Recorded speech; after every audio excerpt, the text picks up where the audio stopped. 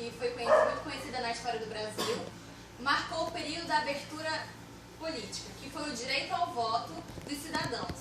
A redemocratização foi uma busca da democracia, afinal o regime militar com a ditadura acabou com isso. Então, como eles censuravam muito, as pessoas não tinham o direito de falar o que pensavam, expor suas opiniões, a redemocratização veio para isso. Ela veio em 1964, que foi o ano do golpe. O período considerado redemocratização vai desde o governo de Ernesto Geisel até a eleição indireta de Tancredo Neves. Porém, ele não pôde assumir, pois ele faleceu, e quem assumiu em seu lugar foi José Sarney, e foi também chamado isso como eleição indireta. Também esta época ficou marcada como Nova República. No caso, essa eleição indireta de Tancredo Neves, que você diz, no caso foi tudo tudo planejado através de José Sarney, que ele, com a morte de Tancredo Neves, ia para o seu vice, que era o José Sarney. Porém, eles eram de partidos diferentes, no caso, certo? Isso. Dá-se a entender isso, pois Tancredo Neves, né, o que dizem é que ele ficou doente e acabou falecendo. Só que, se nós formos analisar toda a eleição, parece mais que estavam tentando eleger José Sarney do que Tancredo Neves. Então, quando ele já tinha ali, já era só para assumir a posse, ele acabou falecendo e quem assumiu foi José Sarney, que nem do mesmo partido era. Só que era vice dele, né? No caso, na época, acontecia isso. Quando acontecia alguma coisa com o que estava assinando aí, tu passava para o vice. Né? Exato. Tá. E no período de Ernesto Geisel, no fim do período de Ernesto Geisel, da sua presidência, no caso, ficava muito claro para toda a população que o regime militar estava chegando ao seu fim. Ele estava num processo que estava implodindo. Com a inflação crescendo muito rápido, o governo não conseguia conter isso. Denúncias de corrupção da população surgiam de todos os lados, não só da população, mas de outros partidos, surgiam de todos os lados. E com isso levantava censura na parte da mídia. Eles não deixavam essa informação chegar na população, que é a parte da censura. Com isso, a população foi descobrindo aos poucos e foi perdendo a confiança no governo. Com isso, eles acabavam perdendo eleições legislativas do partido governista. Esses fatores contribuíram para que a abertura política fosse mais do que uma boa vontade do governo. Eles mostravam que seria uma coisa boa para toda a população. E era um gesto de regime que eles eram atacados pela revolta de sentir as forças das manifestações da população, que com o passar do tempo se tornava cada vez mais constante com essas ações das políticas, na forma de censurar essa parte de corrupção e pelo fato da corrupção, né? A gente pode até observar com a reação da população que com todas essas reivindicações que eles faziam, eles estavam se sentindo totalmente sufocados, presos à ditadura, né, estavam impedindo de eu expor minha opinião, o que hoje em dia é algo totalmente comum, né? Eu chegar e falar o que eu quiser, principalmente nas redes sociais, onde a gente acompanha muito isso, as pessoas chegam, falam sua opinião, falam até o que não devem, e ninguém pode obrigá-lo a não dizer isso. Mas né, naquela época eles não tinham essa facilidade. Então, por isso eles acabavam recebendo tantas represálias e a censura. E de forma militar, a gente não pensa que chegavam lá, olha, você não pode fazer isso, né? Uns perdiam a vida, né? Eles realmente acabavam dias ali, vejam... Tentar pelo menos opinar exatamente, pelo seu direito, pela sua opinião. Eles acabavam morrendo dependendo disso. Verdade.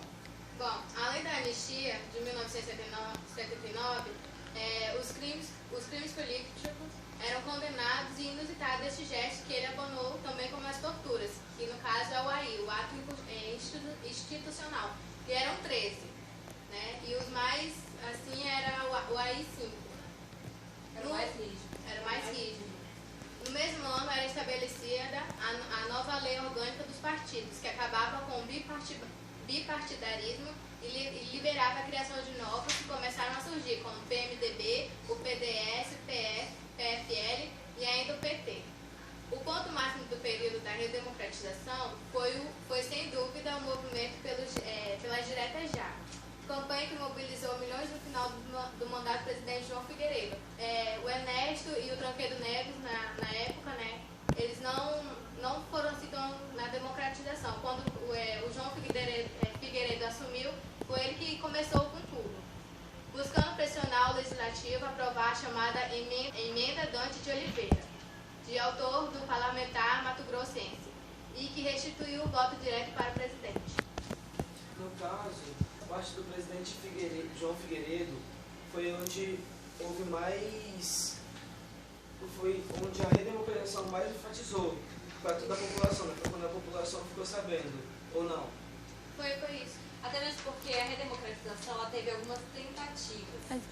Então, quando José Figueiredo ele assumiu ali, ele foi conseguir implantar a redemocratização. Ele apoiou, né, mesmo, e ele conseguiu implantar ele de uma forma geral, onde a população acabou tendo maior conhecimento. Porque então houveram algumas tentativas, já tinha alguns anos acontecendo, alguns governos, mas ainda não era, ainda era algo muito censurado, ainda era algo muito fechado, não era muito falado sobre isso. Até mesmo por conta da mídia, que era totalmente censurada e era a única forma do povo ter. Tanto que censurava até o ato de corrupção, que eles não deixavam, juntar os dois, no caso. Né? Esse censura de imprensa, no caso, era as músicas que os compositores tentavam se expressar através de música, que os governantes, eles nem se tocavam que eles estavam, estavam compondo músicas para falar mal da ditadura, para expor a sua opinião. Só que aí eles também teve um tempo que eles perceberam essas músicas que eles estavam fazendo e censuraram e até mesmo estavam torturando os compositores. No caso, teve essa época que eles estavam mais enfatizando outra parte que estava mais nítida, que estava através da mídia, não ligava para uma música, eles não tinham em mente que uma música ia demonstrar para toda a população que eles estavam transmitindo para a população que estava tendo atos de corrupção, O que mostra também uma falta do controle do regime militar, porque o que eles passavam para a população? Nós temos todo o controle, vocês não podem pisar em falso, nós vamos saber o que vocês estão fazendo. Quando os compositores, poetas, escritores começaram a mostrar, né, o seu protesto através da sua obra, da sua arte, foi também mostrado para a população em si, para os cidadãos, que eles não tinham tanto controle assim. Tanto é que alguns CDs, alguns discos da época sobre músicas de protesto foram lançadas e não foram censuradas. Porque eles não podiam interferir bastante em cima disso, no caso, né? Exatamente. E aí, o que começou a passar para a população? Eu posso me expressar desta maneira porque eles ainda não perceberam que essa é uma forma de protestar. Eles ainda foram até chamados de burros por não conseguirem perceber que ali eles estavam tendo a sua democracia, eles estavam expressando o direito deles e a opinião deles sobre toda aquela situação.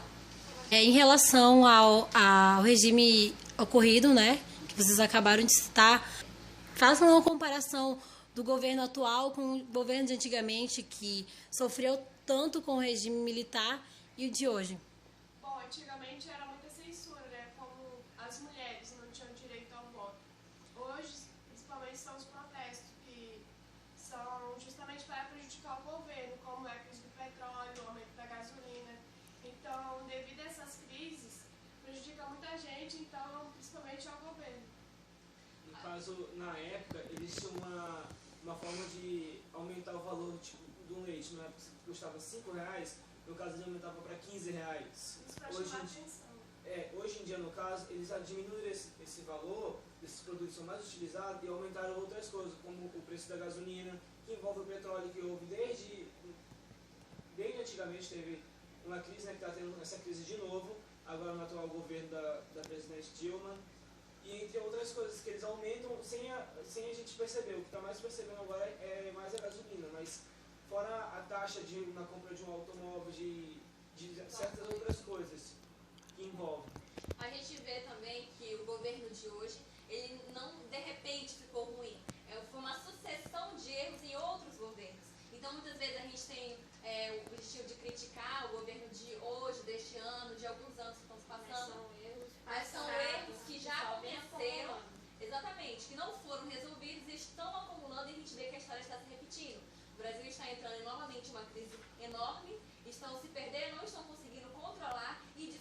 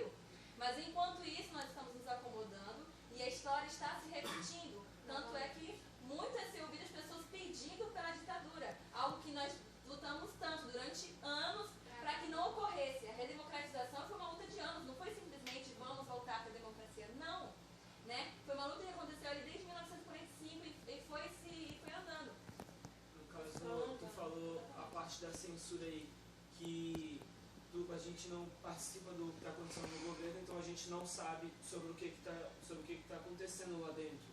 É como se fosse antigamente, que estavam censurando a mídia, na época da redemocratização, na época de Ernesto Geisel, de Getúlio Vargas, de João Figueiredo, desses presidentes do Brasil.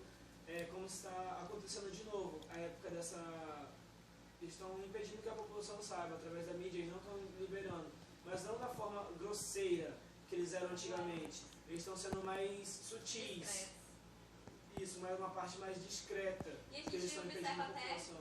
uma certa manipulação em si da mídia. Antigamente a mídia, você vê uma diferença drástica. Ela buscava mesmo, né, um pedido de justiça, eles investigavam a fundo, eles queriam levar a informação real ao povo. Hoje em dia você já vê que a mídia já está ao lado do governo, já coberta muita coisa. Então a gente também tem que começar a observar esse ponto, não defender tanto. A gente vê uma diferença das notícias, de tudo, pouco é se falado sobre a verdade, muito é escondido. Então, querendo ou não, hoje a gente tem até esse empecilho, a mídia está assim ao lado do governo. A gente não vê realmente aquela procura da verdade. Às vezes acontece, descobre um erro ali, uma corrupção aqui, e logo este assunto em 2 dias acaba, ninguém mais fala no assunto. Até porque, na verdade, a mídia também, eles cortam o que a gente tem que saber, o que é a verdade para nós. Eles não colocam tudo, eles não colocam tudo para a gente saber. Eles nunca liberam. E aí a gente vê uma diferença de gerações, né? Em que muito é se cantado besteiras, né? Muito é falado em alegria, em farrear, enquanto o Brasil vive uma crise que está realmente piorando e que eu tenho certeza que não vai se resolver nos próximos governos. Isso ainda a gente ainda vai sofrer muito, a inflação vai subir mais, vai ser uma decadência, assim como foi antigamente. Era assim, uma crise não se resolvia de um ano para outro. Eram anos e anos, às vezes 20, 15, 30 anos para conseguir uma melhora. E do jeito que o Brasil está andando atualmente, em que todo mundo está se conformando com a situação, tem tudo a piorar. Esse é um trabalho que a gente fez no terceiro ano 6 de História, professor Ney.